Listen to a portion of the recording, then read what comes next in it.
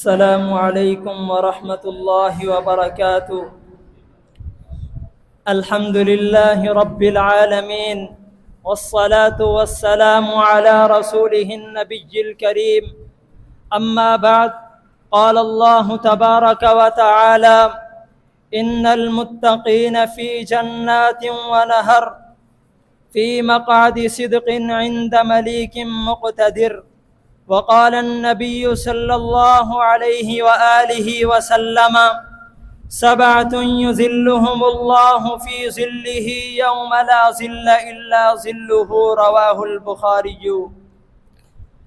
قابل قدر عزت و احترام، واجب الاحترام اساتذہ کرام اور میرے ہمسفر عزیز طلبہ ساتھیوں، ہر مسلمان مرد اور ہر مسلمان عورت کی یہ دلی خواہش اور تمنا ہے کہ اسے بروز قیامت رب کائنات اپنے عرش عظیم کا سایہ دے دیں، کیونکہ ہر مسلم اور مومن کا اس بات پر کامل اعتقاد اور کامل یقین ہے کہ روز محشر کوئی عام دنوں کی طرح نہیں کہ جو چند گھنٹوں یا چند لمحوں میں گزر جائے، نہیں، بلکہ یہ 50,000 سال کا ایک طویل سفر ہے کہ جسے ہر مسلم اور مومن، ہر کافر اور فاسق نے طے کرنا ہے۔ ہر مسلم اور مومن، ہر کافر اور فاسق نے طے کرنا ہے، اور یہ ایسا المناک اور طویل دن ہے کہ جس کے بارے میں رب العالمین فرماتے ہیں کہ اس دن بچے بوڑھے ہو جائیں گے۔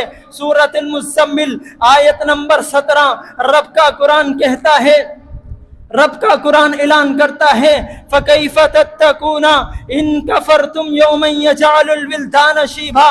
اور یہ ایسا المناک اور خوفناک دن ہے کہ جس کے بارے میں حضور علیہ السلام نے فرمایا تھا کہ قیامت کے دن رب عظیم کے عرش کے علاوہ کوئی سایہ نہیں ہوگا۔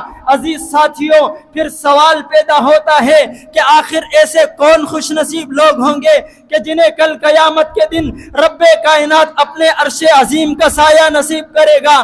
جی ہاں، صحیح البخاری کی روایت ہے، امام الانبیاء علیہ السلام نے فرمایا کہ 7 قسم کے خوش نصیب لوگ ایسے ہوں گے کہ جنہیں کل قیامت کے دن رب العالمین اپنے عرش عظیم کا سایہ نصیب فرمائیں گے۔ فرمایا الامام العادل، نمبر 1 عدل و انصاف کرنے والا حکمران۔ جی ہاں، ایسا حاکم اور بادشاہ جو بغیر افراط و تفریط کے رب کے دین کے مطابق اور پیغمبر علیہ السلام کی سنت کے مطابق اپنے ماتحت لوگوں میں عدل و انصاف کرے، اور اپنے ماتحت وزیروں اور مشیروں کو بھی عدل و انصاف کرنے کا حکم دے۔ ذی وقار دوستو، یہ ایسا عظیم الشان اور خوبصورت عمل ہے کہ جس کے کرنے کا حکم رب العالمین نے انبیاء کرام کو دیا۔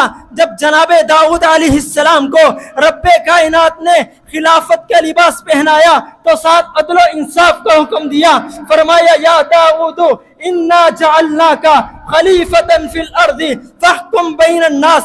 یہ عدل و انصاف کرنے کا حکم صرف نبیوں کو نہیں بلکہ نبیوں کے نبی امام الانبیاء علیہ السلام کو بھی دیا۔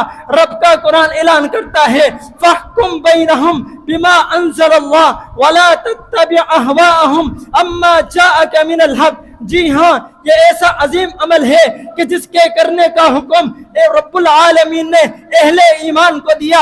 فرمایا وَإِذَا حَكَمْتُمْ بَيْنَ النَّاسِ أَن تَحْكُمُوا بِالْعَدْلِ إِنَّ اللَّهَ نِعَمَّ مَا يَعِظُكُم بِهِ۔ ذی وقار دوستو، ضرورت اس امر کی ہے کہ ہر وہ شخص جس کے پاس فیصلے کا اختیار ہو، ہر وہ شخص جو صاحب اقتدار ہو، ہر وہ شخص جو گھر کا حکمران ہے، وہ اپنے بچوں کے درمیان، حاکم اپنی رعایا کے درمیان، استاد اپنے طلباء کے درمیان عدل و انصاف کریں۔ رب کعبہ کی قسم ہے، کل قیامت کا دن ہوگا جب رب کے حضور پیشی ہوگی، کوئی سایہ نہیں ہوگا، تو رب العالمین ایسے خوش نصیب لوگوں کو اپنے عرش عظیم کا سایہ نصیب کرے گا۔ وما علینا الا